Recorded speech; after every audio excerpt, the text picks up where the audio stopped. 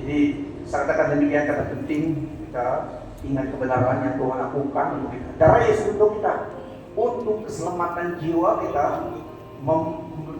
menebus kita kembali menjadi milik Tuhan. Karena rata-rata semua manusia berpihak dosa.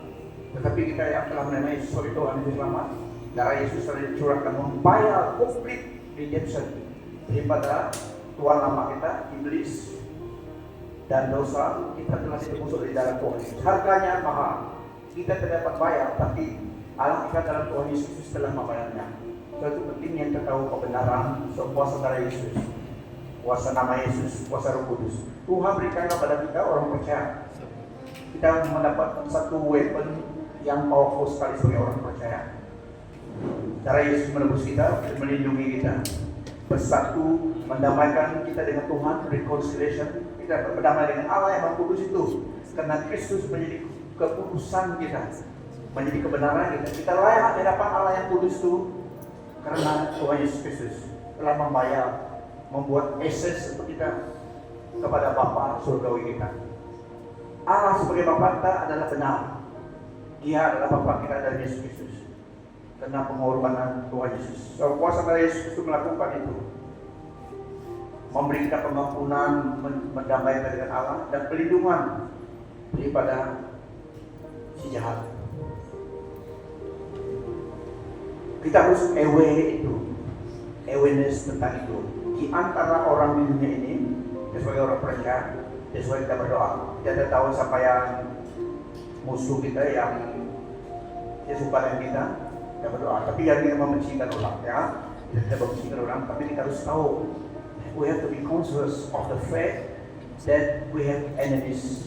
Lebih-lebih orang yang tidak kenal Tuhan, ataupun orang yang kenal Tuhan tapi false brothers and sisters in Christ. Tapi puji Tuhan kita di pihak kemenangannya karena Yesus Kristus. Kita akses dan kita menerima apa yang Tuhan Yesus lakukan itu dengan iman. Iman berdasarkan kebenaran yang dalam Alkitab. Bukan perasaan datang kemudian. Jika ada perasaan datang, bear witness with our spirit, pekerjaan kudus.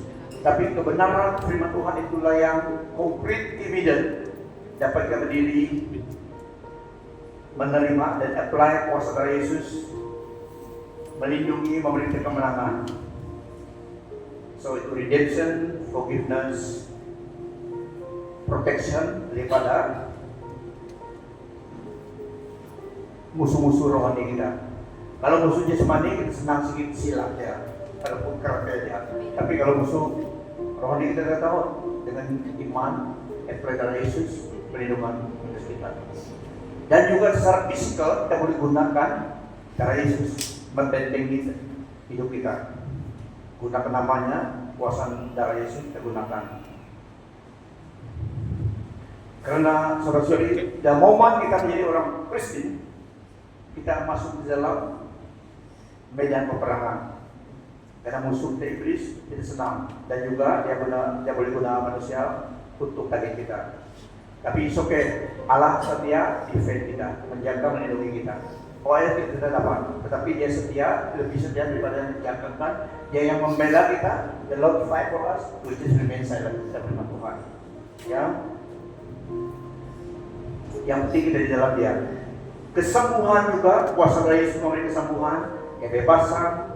So itulah kita ambil firman Tuhan, fellowship dengan Tuhan, persekutuan dengan Tuhan, memperingatkan kita secara pribadi bahwa kita adalah milik Tuhan. Efesus 1:7, dalamnya kita mendapat penebusan melalui darahnya, pengampunan dosa menurut limpah kasih kurnia-Nya. Sebab di dalam Dia dan oleh darahnya kita beroleh penebusan, yaitu pengampunan dosa menurut kekayaan kasih kurnia-Nya. Ya, so kebenaran firman Tuhan kita dapat dalam firman Tuhan. Itu adalah kebenaran memberi kita satu konkret evidence bahwa ini benar. So kuasa darah Yesus dicurahkan untuk kita Roma 5 ayat 8. Tetapi Allah menunjukkan kasih-Nya sendiri terhadap kita dengan demikian, ketika kita masih berdosa, Kristus telah mati untuk kita. Nah, ini sangat penting. Untuk orang terselamat, bebas, harus ada seorang yang datang membayarnya, membebaskan kita. The strong man, someone stronger than strong man, harus datang membebaskan kita, tawanan, memberi kita kelepasan. Tuhan Yesus datang. Dia datang karena legal apa yang dilakukan. Karena di dalam mahkamah, apalagi mahkamah tinggi, tidak boleh guna kata-kata saja. Harus ada evidence-nya, proof, your hujah, your argument. Tuhan Yesus pergi, darahnya membuktikan, legal membebaskan kita menjadi miliknya. Karena dia yang membayarnya. Yang dalam Yesus mendapat legal penebusan kepada Tuhan. Kamu dahulu tersisih di bawah Allah dan merupakan seteru dalam pikiranmu karena perbuatanmu yang jahat. Akan tetapi sekarang Allah telah mendamaikan kamu dengan dirinya melalui kematian tubuh anaknya, supaya dia dapat memperhadapkan kamu sebagai orang suci yang tidak bercela dan tidak bersalah di hadapannya. Saudara, Yesus memberi kita penebusan. Kita tidak ada hutang lagi karena dia menebus kita menjadi miliknya. So kita hanya berhutang kepada Tuhan Allah kita. Tapi memang kita tidak dapat membayar. Jadi kita cuma bersyukur kepada dia, memuji dia, bersyukur kepada dia, karena semuanya dilakukan untuk kita. Dengan gratitude of heart, give thanks to God. Ini yang kita lakukan, hidup kita untuk Tuhan dan kita memuji dia. Sacrifice of our lives, kata firman Tuhan. Karena tidak ada yang dapat recompensate His love for us, His sacrifice for us. But we can give Him the glory melalui hidup kita, menyembah memuji dia.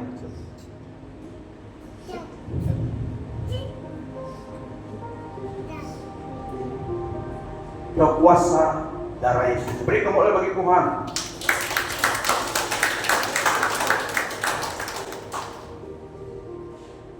Kita harus membawa keluarga kita datang dalam Tuhan untuk pelindungan, untuk keselamatan. Satu role sebagai parents adalah demikian. Memang karena lakukan itu kita semua menggalakkan. Sangat penting, ya. Parental role yang sangat penting adalah membawa anaknya, cucunya datang kepada Tuhan. While I still around,